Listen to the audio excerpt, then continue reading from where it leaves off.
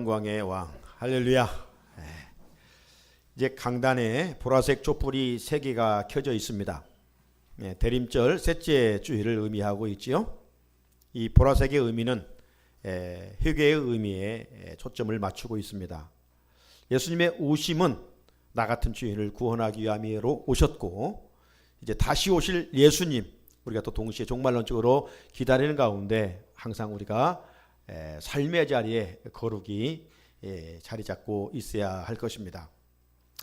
오늘 대림절 셋째 주간인 동시에 이제 성탄절이 한 주간 앞으로 다가왔습니다.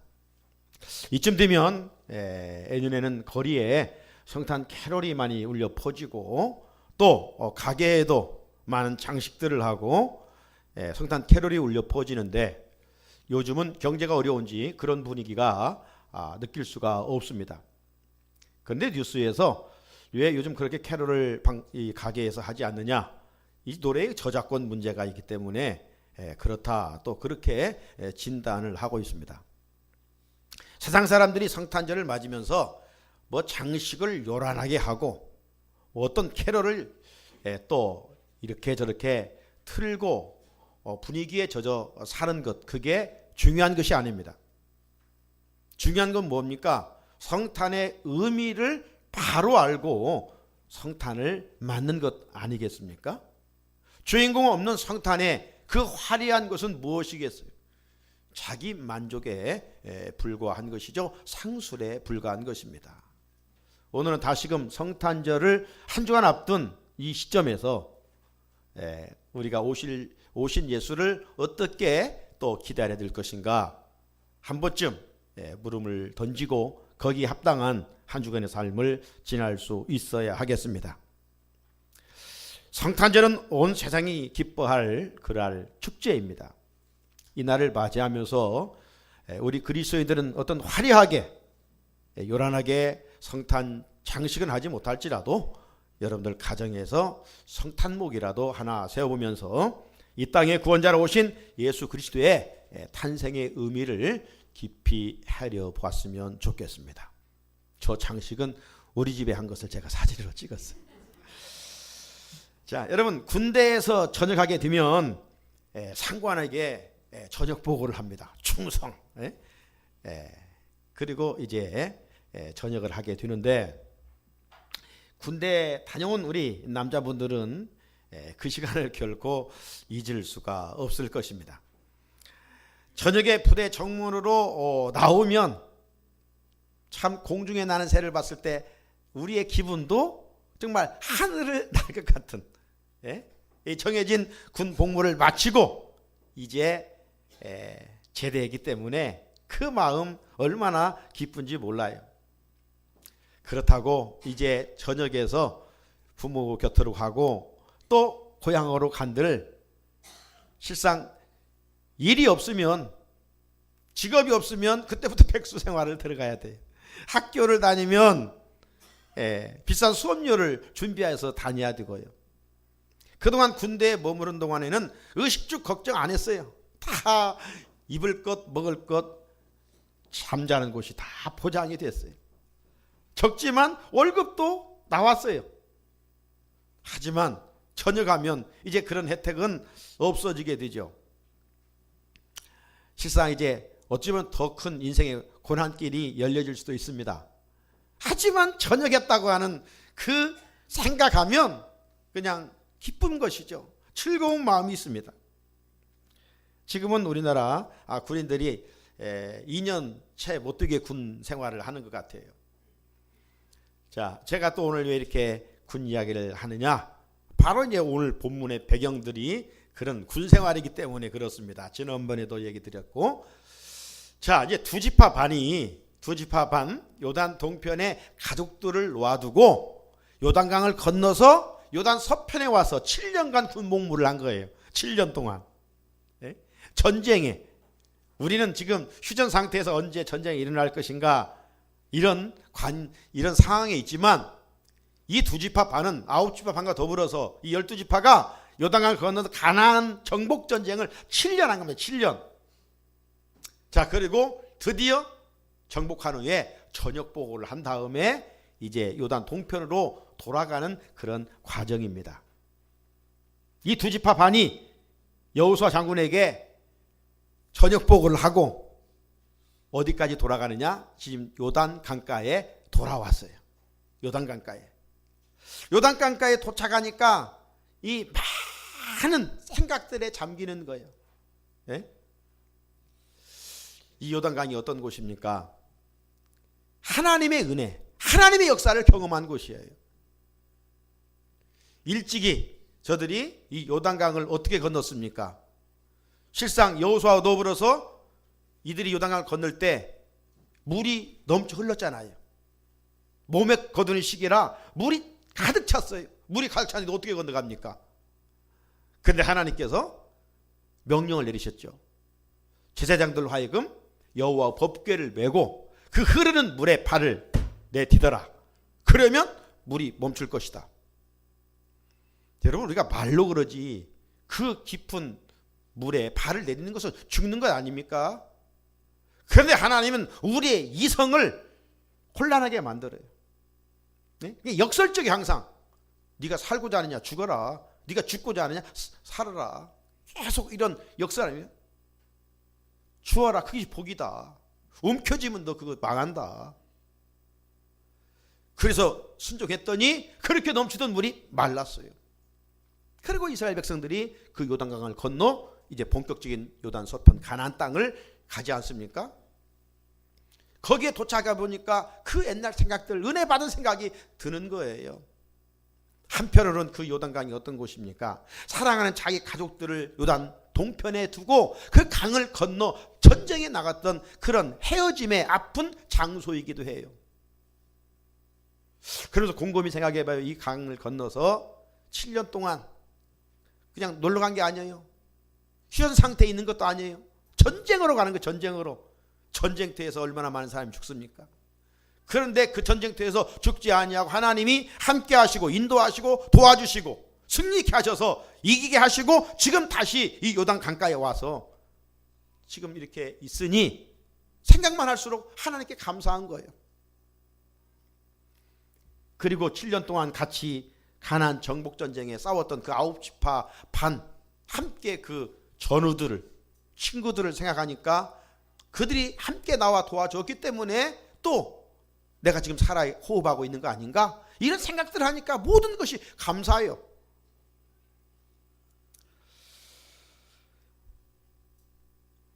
또 그들과 헤어지면 언제 만날 것인가?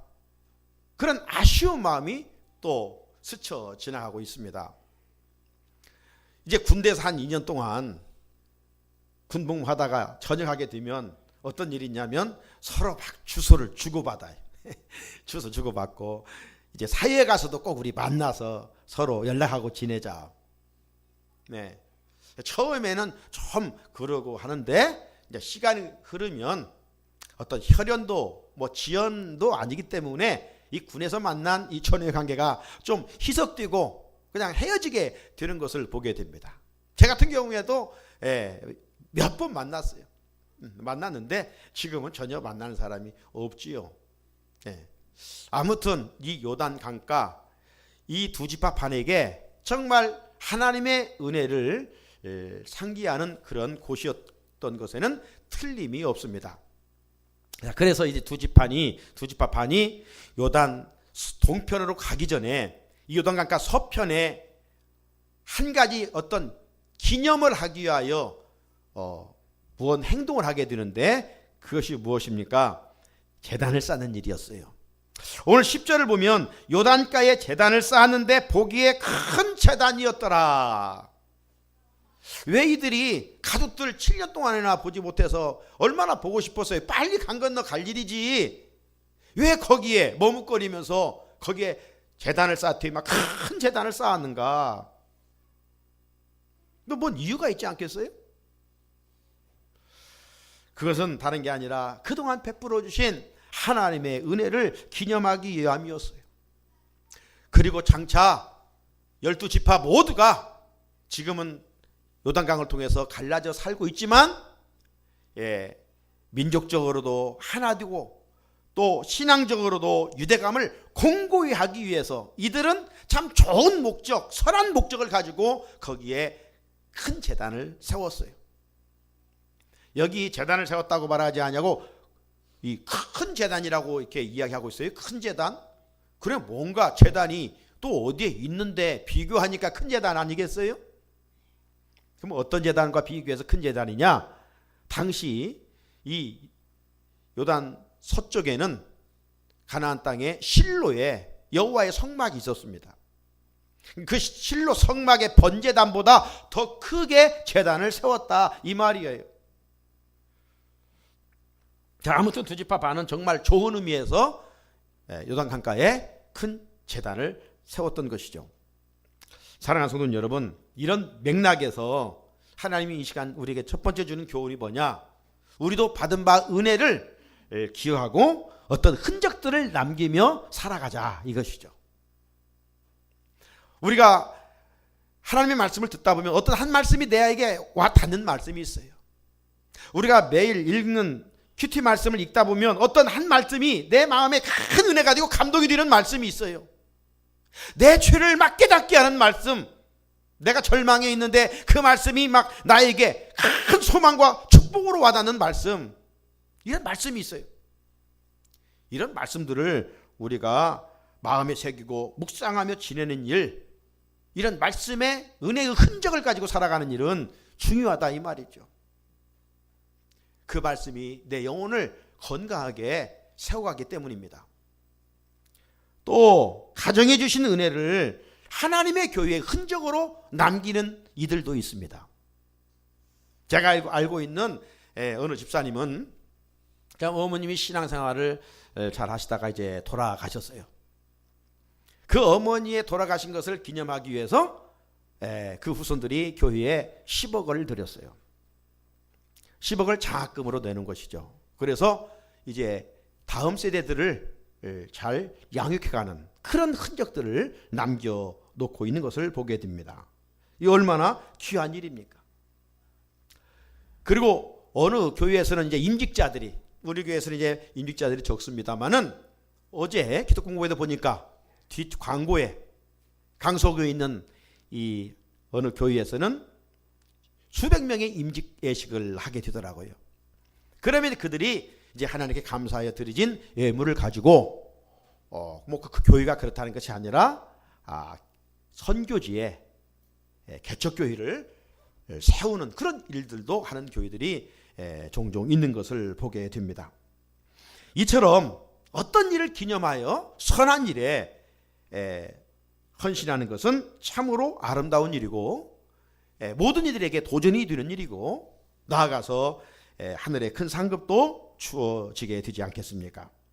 고로 우리들도 하나님 보시기에 크고 작은 거룩한 흔적들을 새기면서 신앙생활을 해나가자라고 하는 것입니다. 눈이 왔을 때 걸어가면 흔적이 새겨지듯이 누군가가 바위를 패면 거기에 흔적이 있듯이 오늘 하나님 앞에서의 은혜 받은 흔적들을 우리가 남기며 살아가자라고 하는 것이죠. 두 지파 반처럼 말입니다. 자, 두 지파 반이 이렇게 좋은 목적을 가지고 제단을 세웠다고 하면 그 소식을 들은 아홉 지파 반이 어떻게 반응해야 되겠어요? 박수 쳐야 되겠죠. 참 좋았다 이렇게 반응을 해야 되겠죠. 그런데 이것과는 완전 180도 다르게 반응이 나타납니다. 기뻐하지 않았어요. 저들은 오히려 싸우려고 했어요. 이상하지 않습니까? 싸우려고 한 이유가 있어요. 그건 뭐냐면 이제 모세의 율법에 의하면 이스라엘 땅에는 지금 실로의 성막이 있습니다. 오늘만 하면 교회가 있어요. 중앙 성소예요. 그래서 다른 곳에 더 세우면 안 돼요. 다른 곳에 만약 또 세워졌다는 것은 우상 숭배나 마찬가지예요. 하나님이 가장 싫어하신 것이 우상 숭배이고 그 우상 숭배 하나님의 진노가 임하는 것을 이스라엘 백성들은 알았기 때문에 왜 저들이 돌아가다가 또 하나의 성막을 제단을 세우느냐? 이래가지고 막 화를 냈어요. 격렬한 반응을 합니다. 자, 12절을 보시면 이스라엘 자손들이 이를 듣자. 이건 요단 서편에 있는 9지파 반이 지금 2지파 반이 했던 것을 듣는다는 얘기예요. 곧 이스라엘 자손이 온 회중이 실로에 모여가지고 그들과 싸우러 가리 하니. 지금 얼마 전까지만 이들과 어떤 관계입니까? 좋은 관계예요. 떨어지는 것이 싫었어요. 이게 사랑하는 사람들의 관계 아닙니까? 사랑하는 사람들 막 헤어지는 것이 마음 아픈 일이에요. 지금 2지파 반 7년 동안 가나안 정복전쟁하고 이제 돌아갑니다. 돌아갈 때 막 지난주 본 것처럼 축복했잖아요. 너희들 가진 것도 가서 다 나누고 섬기라고 했잖아요. 정말 가면서 이렇게 축복도 해주고 서로 부둥켜 안고 서로 언제 볼 것인가 이런 사랑의 좋은 관계였는데 지금 이거 뭐 얼마나 됐겠어요. 그런데 서로 지금 원수가 돼가지고 싸우려고 하고 있어요. 왜 이 지경까지 일이 확대됐습니까? 9지파 반, 이 요단 서편에 있는 9지파 반이 2지파 반에 대해서 쉽게 자기 생각대로 판단했기 때문에 그렇습니다. 예? 왜 저들이 요단가에 큰 제단을 세웠는가? 좀 그 실상을 알아보지 못한 채 무작정 자기 생각, 자기 판단 여기에 믿고 그냥 행동을 하였기 때문입니다. 이런 일들은 당시 이들에게만 일어난 일들이 아니라 오늘 살아가는 우리의 삶의 자리에서도 복병처럼 만나는 일입니다. 가정에서 한번 생각해 보세요. 부부가 방금 전까지 이야기하면서 웃음꽃 피다가 어떤 말 한마디 때문에 그냥 금방 사이가 분위기가 깨지는 일들이 있잖아요. 아내는 뭐 그냥 좋은 의미에서 남편에게 말을 했는데 남편은 그걸 이상하게 받아들여서 오해를 하거든. 또 역으로 남편이 좋은 의미에서 얘기했는데 그냥 아내가 또 오해해서 화를 내는 경우도 있지 않습니까? 그래서 이 오해가 미움이 되고 미움이 이 다툼이 되고 다툼이 막 큰 싸움으로 이어지게 됩니다. 큰 가정인 교회 공동체 안에서도 마찬가지예요. 우리가 서로 있다 보면 어떤 말 한마디 때문에 오해가 될 때가 있어요. 그것이 또 미움이 되고요. 보이지 않게 다툼이 생기기도 합니다. 이런 일들은 먼 사람들과 일어나는 일이 아니에요. 가까운 사람들끼리 쉽게 일어나는 일들입니다. 좋은 관계인지라 별 생각 없이 그냥 얘기했는데 그것이 상대방에게 마음에 상처가 되는 거예요. 세상 많은 사람들은 별 의미를 가지고 하지 않았는데 그래서 그 상한 마음이 미움이 되고 미움은 좋은 관계를 깨트려 버리죠. 그러면 우리는 오해하기 전에 상대방이 왜 그렇게 말하고 행동했는지 좀 여유와 인내심을 가지고 지켜봐야 됩니다. 그렇지 않고 내 주관적으로 쉽게 판단하고 비판하면 그릇된 행동을 할 수밖에 없어요. 자, 같이 누가복음 6장 37절을 읽어볼까요? 누가복음 6장 37절입니다. 시작. 비판하지 말라. 그리하면 너희가 비판을 받지 않을 것이요. 정죄하지 말라. 그리하면 너희가 정죄를 받지 않을 것이요. 용서하라. 그리하면 너희가 용서를 받을 것이요. 아멘. 우리는 예수님을 따르는 사람들입니다. 예수님 닮기하여 우리가 신앙생활하는 것 아니겠어요? 세상 사람들은 비판하고 세상 사람들은 정죄하고 세상 사람들은 용서하지 않고 살지라도 오늘 우리는 주님처럼 가르쳐주신 정신을 살려 살아가야 되지 않겠어요? 그런데 우리가 함부로 그냥 쉽게 남을 판단하는 그런 죄를 범하면 안 된다는 것이죠.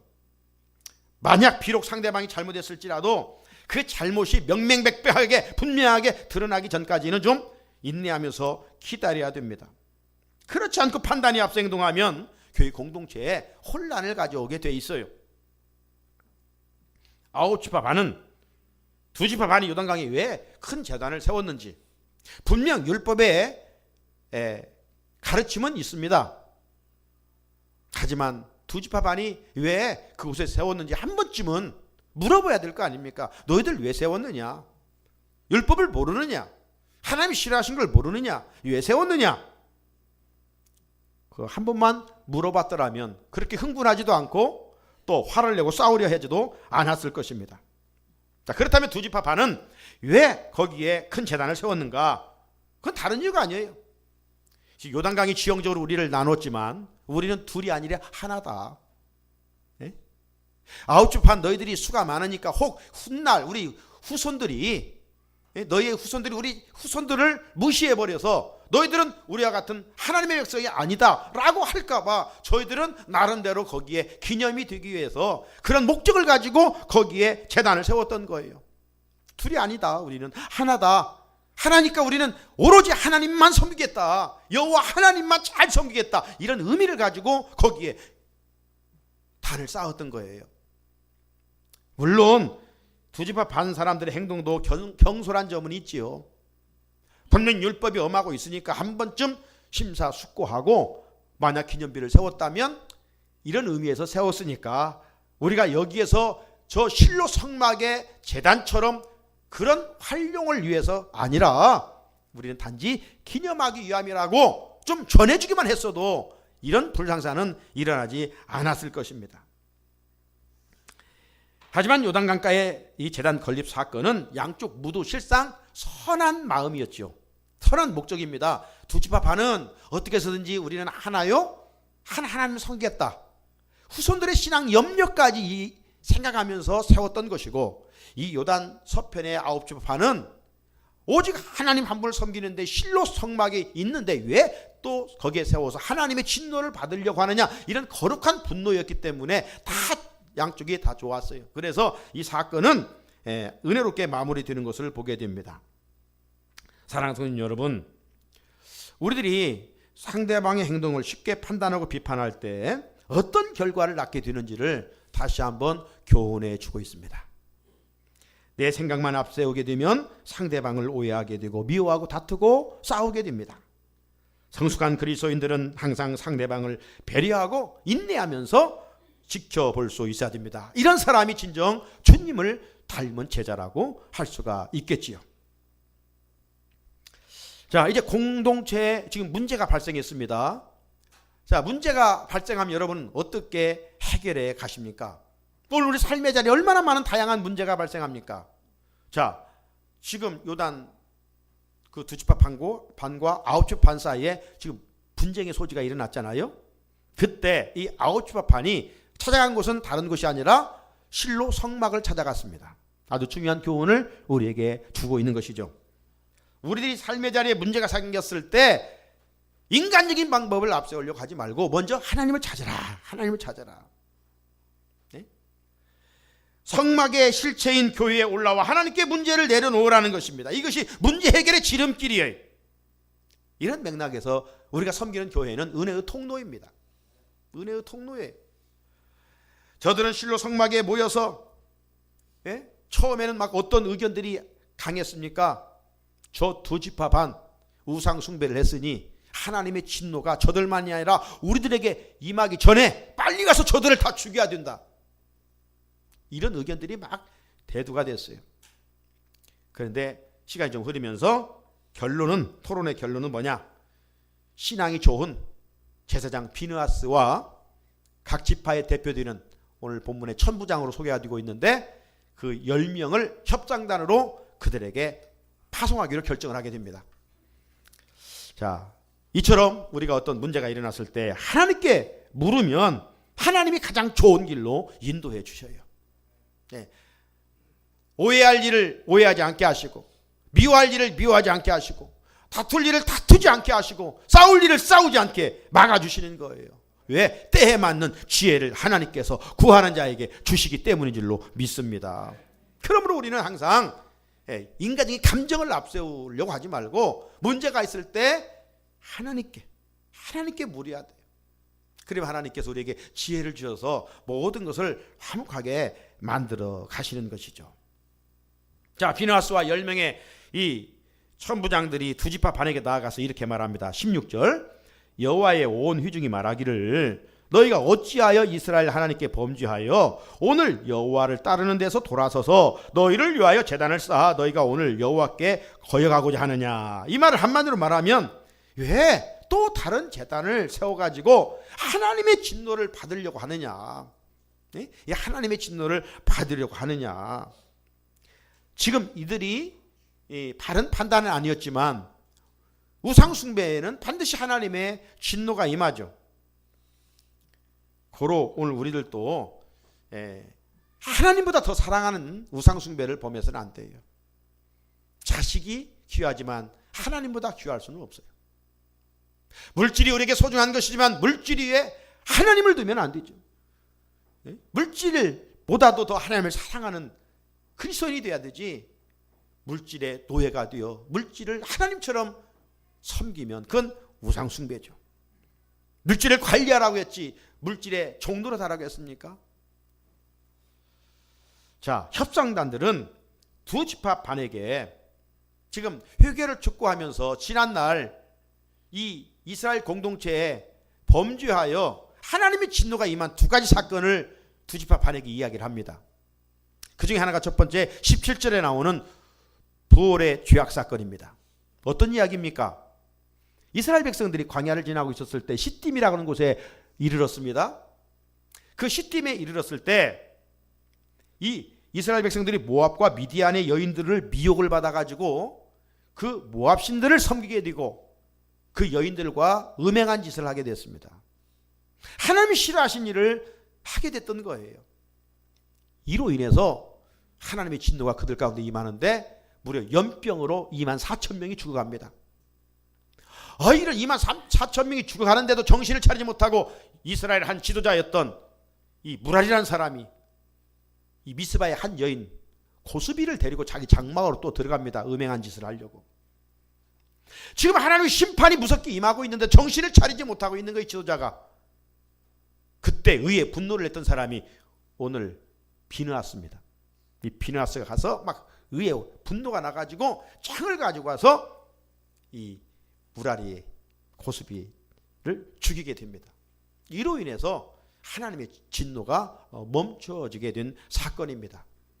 하지만 지금도 시간이 흘렀지만 이스라엘 백성들의 그 사건이 지금도 마음에 자리 잡고 있는데, 생생하게 기억되고 있는데, 하나님 앞에서 죄를 지으면 얼마나 무서운 진노가 임하는 것을 알고 있는데 왜 두 지파 반 너희들이 그렇게 하나님이 원하시지 않는 것을 지금 하고 있느냐. 빨리 회개하라. 지금 그렇게 촉구하고 있는 것입니다. 18절, 오늘 너희가 돌이켜 여호와를 따르지 아니하려고 하느냐. 너희가 오늘 여호와를 배워가면 내일은 그가 이스라엘 온 회중에게 진노하시리라. 회개하지 않으면 하나님의 진노가 임해. 빨리 회개해. 막 촉구를 했어요. 무언 사건으로? 부올의 죄악 사건으로. 또 한 가지 사건이 있었습니다. 그건 오늘 20절에 나오는 세라의 아들 아간입니다. 20절, 세라의 아들 아간이 온전히 바친 물건에 대하여 범죄함으로 이스라엘 온 회중이 진노가 임하지 아니하였느냐. 그의 죄악으로 멸망한 자가 그 한 사람만이 아니었느니라 하니라. 우리가 이 사건 잘 알고 있잖아요. 여리고성을 하나님의 명령대로 승리했죠. 그때 하나님이 뭐라고 말했습니까? 아무리 욕심나는 물건이 있어도 손대지 말라. 참 견물생심이라고 참 좋은 것 우리 눈에 들어올 때 입마에 붙게 하고 싶잖아요. 근데 하나님이 그것 하지 말라. 다 하나님께 드려진 것이다. 구별된 것이다. 그런데 아간이 주위를 보니까 사람이 없어요. 그래서 자기 눈에 좋게 보이는 금 50세겔과 은 200세겔과 신할산 유투 한 벌, 오늘로 말하면 좋은 모핏 코트 한 벌을 딱 자기 장막에 감췄어요. 이렇게 추운 날 입으려고. 여러분, 사람은 보지 않아요. 사람 의식하면 넘어져요. 아간이 사람을 의식했어요. 주변을 보니까 없어, 사람 한 명도. 완전 범죄라 꿈꿨지만 사람은 보지 않을지라도 불꽃 같은 눈으로 하나님이 보고 계신다는 것이죠. 그래서 하나님이 그 죗값을 그 공동체에 물으신 거야. 아간은 한 사람의 죄였지만 공동체에 물었어요. 그래서 두 번째 아이성과 싸움에서, 아이성은 별로 큰 성이 아니에요. 여리고성에 보면 아주 작은 성이에요. 그래서 많은 군인을 파송할 것 없다. 이 3,000명만 가도 된다. 그런데 결과는 큰 패배를 하고 말았습니다. 여호수아가 하나님께 나아갑니다. 하나님이 왜 우리가 패배했습니까? 하나님이 왜 이 백성이 이렇게 됐습니까? 막 마음을 찢으면서 하나님께 나갔을 때 너희 공동체에 내 말에 불순종한 사람이 있다. 제비를 뽑으니까 이 아간이 뽑히지 않았습니까? 이실직고 하니까 이런 물건들을 손을 댄 거예요. 지금 두 지파 반에게 이런 역사적 사건을 가지고 지금 들이대는 겁니다. 너희들 너 알잖아. 앞에 말한 부올의 죄악의 사건도 그랬고 지금 아간의 사건들도 역사적으로 교훈을 해줬지 않냐. 많은 사람이 죄를 범한 것이 아니라 한 사람이 죄를 범했을 때 공동체의 죄가 벌이 임했던 것처럼 빨리 너희들의 죄악에 회개하지 않으면 너희들만 당하는 것이 아니라 우리들도 당한다. 그러니 빨리 회개하라. 그 자리에서 돌아서라. 지금 그렇게 촉구하고 있는 거예요. 사랑하는 성도 여러분, 죄에는 하나님의 무서운 진노와 심판이 임합니다. 하지만 어떤 큰 죄라고 할지라도 하나님께 회개하면 하나님 덮어주셔요. 용서하지 더 이상 묻지 않으셔요. 우리는 기억합니다. 상대방에게 나쁜 것을, 좋은 것은 잊어버리고.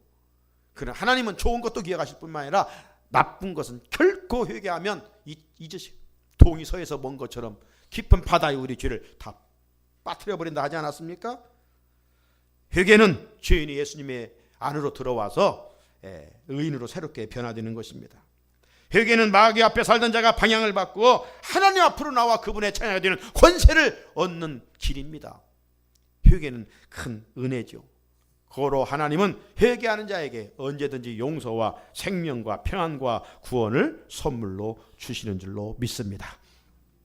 끝으로 오늘 본문에서 아름다운 한 장면을 보는데 이 비느하스와 10명의 협상단들이 두 지파 반에게 말하는 내용입니다. 19절을 한번 주목해 보십시오. 제가 읽어보겠습니다. 그런데 너희의 소유지가 만일 깨끗하지 아니하거든 여호와의 성막이 있는 여호와의 소유지로 건너와 우리 중에서 소유지를 나누어 가질 것이니라. 오직 우리 하나님 여호와의 제단 위에 다른 제단을 쌓음으로 여호와를 거역하지 말며 우리에게도 거역하지 말라. 이 말을 한마디로 말하면 어떤 말입니까? 너희들 사는 그곳이 성막 지키기가 좋지 않은 땅이거든. 이미 우리 쪽에 성막이 있으니 우리 쪽에 와 살아라. 다른 말로 보면 우리가 손해도 감수하겠다. 불편도 감수하겠다. 내 소유지와 내 땅도 내 재산도 내가 너희들에게 주겠다. 이 말이에요. 네, 얼마나 아름다운 모습입니까? 초대교회의 모습이 연상되지 않습니까? 여기서 결론적으로 우리에게 주시는 교훈이 뭐예요? 우리가 교회 공동체 안에 정말 어떤 분이 신앙생활을 잘 할 수 있다라고 한다면 기꺼이 우리는 손해볼 수 있어야 된다는 거죠. 네? 내 손해를 통해서라도 다른 성도가 아름답게 세워져 간다면 우리는 그 길을 선택해야 된다는 것이죠. 내가 금 같은 이 시간, 한 해 얼마 남지 않은 이런 귀중한 시간에 내 중보기도가 다른 성도를 세워가는 일이라면 우리는 중보기도하는 시간을 가져야 된다는 것이죠. 그리고 작은 것이라도 섬길 수 있어야 됩니다. 한 주간 앞으로 성탄절이 다가오고 있습니다. 성탄절은 나눔의 계절입니다. 하나님은 나 같은 죄인을 살려주기 위하여 아들까지 내어 보내주셨습니다. 나를 당신 자녀 삼으시기 위하여 아들을 십자가에 대어 물과 피를 다 쏟아주셨습니다. 이 은혜를 받은 우리들이 뭐 땅은 나누지 못할지언정 작은 것이라도 함께 나누어야 하지 않겠습니까? 지난번 나눠드린 이 탄자니아 어린이에게 희망을 전해주는 이 글로벌 나눔 희망 캠페인에 여기에 들어가면 얼마 들어가겠어요? 이런 것들을 우리가 함께 사랑하는 마음으로 나누는 것이죠. 성탄절은 받은 사랑에 보답하는 계절입니다. 좀 우리 그리스도인들이 예수를 전하는 길은 다른 거 없어요. 세상은 정말 갈수록 욕심입니다. 움켜짐입니다.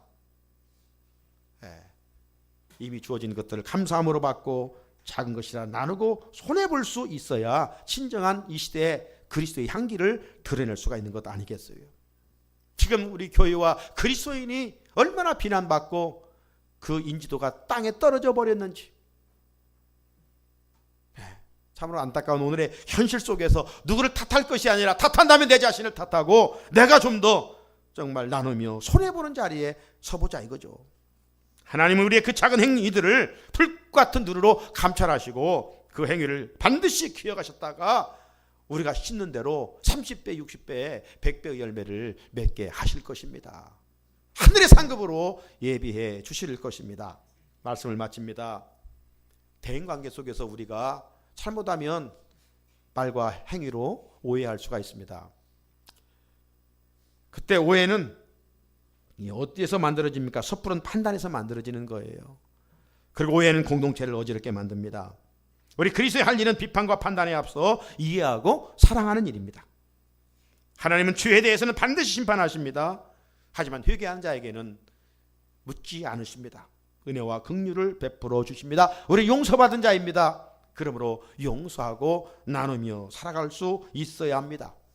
작은 자에게 한 것이 곧 주님께 한 것이라고 주님 말씀하셨습니다.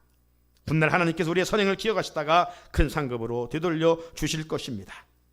주님 앞에 서는 날 잘했다 칭찬받는 우리 성산의 성도들이 되기를 주님의 이름으로 축복합니다.